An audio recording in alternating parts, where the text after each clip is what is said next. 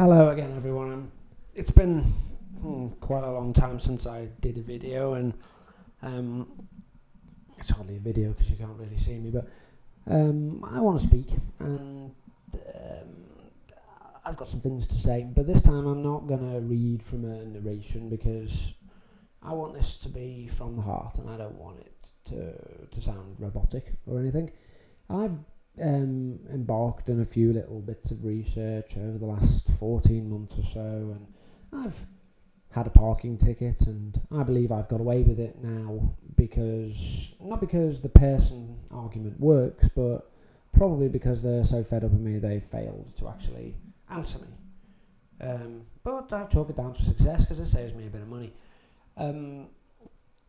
I do genuinely, nonetheless, believe the person argument. I do believe that a person has been created without my knowledge, and that governments, so-called governments, use that person to control me because I think I'm that person. I think it's true.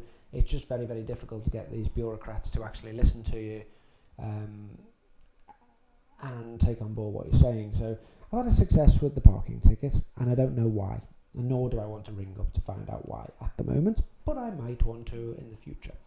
I've also been to court because I was pulled over by the police for not providing information, and because I wouldn't provide information, I also wouldn't provide a specimen of breath when they required me to. So I didn't want to use the person argument under those circumstances.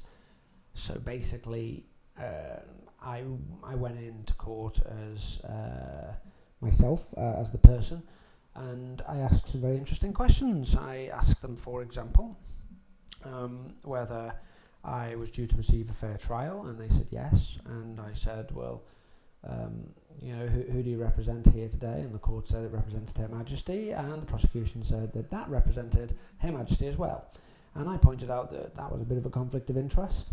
And the judge decided that it wasn't a conflict of interest. Your guess is as good as mine as to why it wasn't. There's lots of strange inconsistencies with the way these bureaucrats speak to you, and the way the common sense means nothing to them. And I could go on and on and on. But basically, I got convicted on that, and I'm enjoying having no driving license at the moment. But I can update you separately on that. I don't want to talk about that today. I do want to also mention the council tax thing that I've been doing now since last August. I haven't paid a single penny of council tax since last August. I started out using the person argument on them, and they eventually brought me to court. I went to court as a human being, and remarkably, they listened to me. They actually respected me. I had the magistrate tell me he wanted to go for a drink with me. It was very, very interesting because I didn't think that I could stand there and not be Mr. Whoever. It was a very alien concept to me, but actually when I started doing it, it was really easy. And I would advise that people have a go at it, because there is something to be said for it, I'll tell you. But basically, when I was in court, I, as the third-party agent of the legal fiction, accepted the council tax bill for value. And there's a lot of videos on accepted for value. I can't seem to find anyone who's actually succeeded with it. But what I did, with a little bit of help, was I quoted a piece of legislation called the Bill of Exchange Act 1882, excuse me. And Section 20 of that mentions something about signing a blank piece of paper, and therefore it becomes money. And Section 43 of that Act says if that's not accepted as payment, then the person who presents the bill is in dishonour. I accepted my council tax for value, and they refused payment.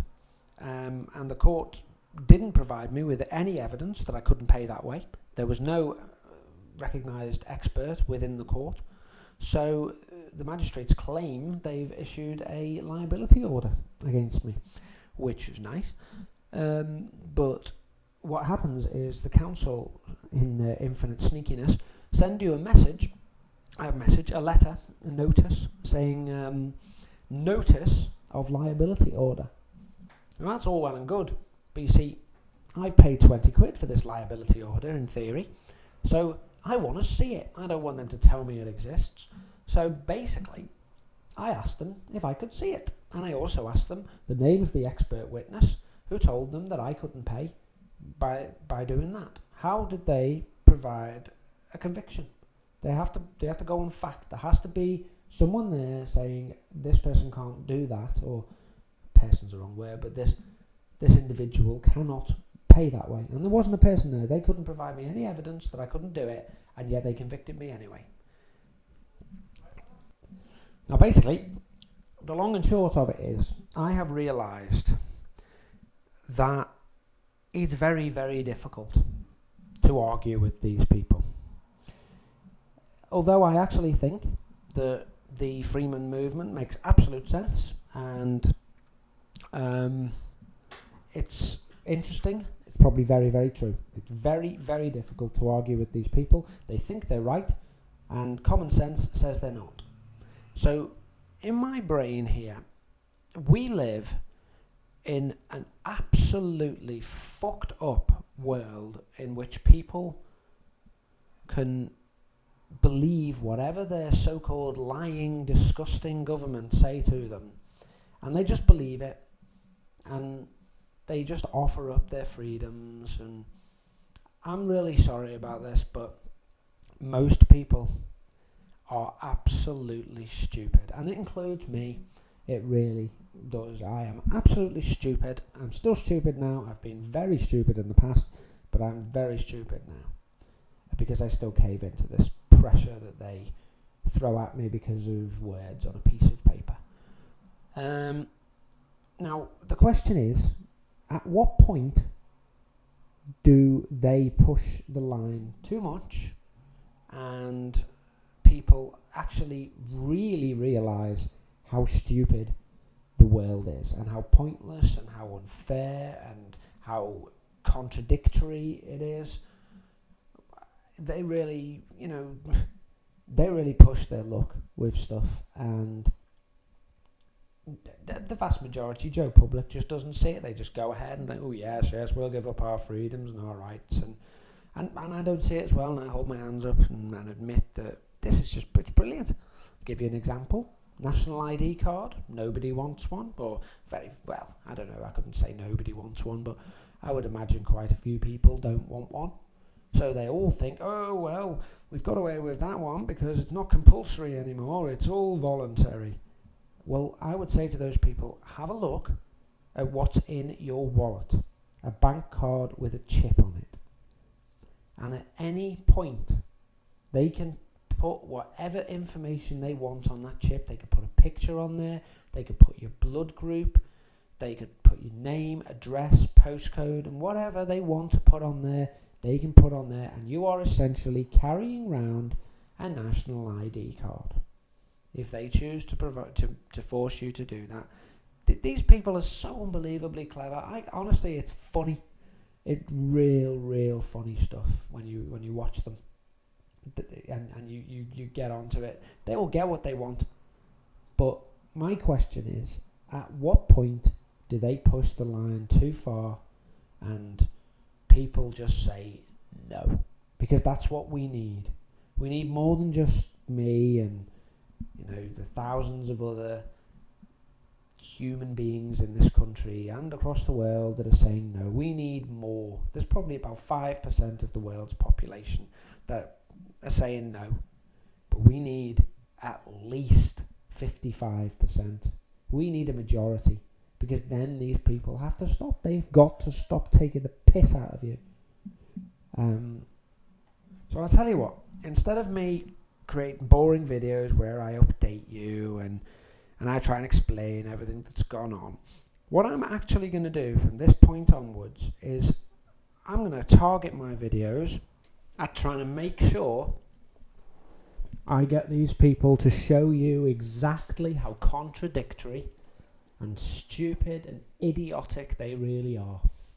I'm going to blatantly show you how these people take the piss out of you, hopefully, and me as well, so don't worry about it. They take the piss out of me as well.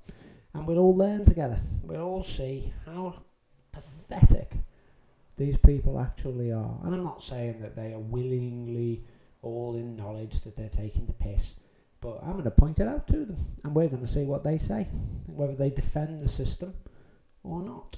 And I've got a funny feeling they are going to defend that system.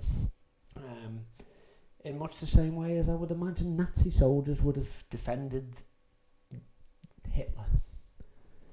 It's too much. This country and the world, far too much. You pushed your luck too far, and I am going to help to show what happens when you push your luck, and I'm going to make it blatantly obvious to people.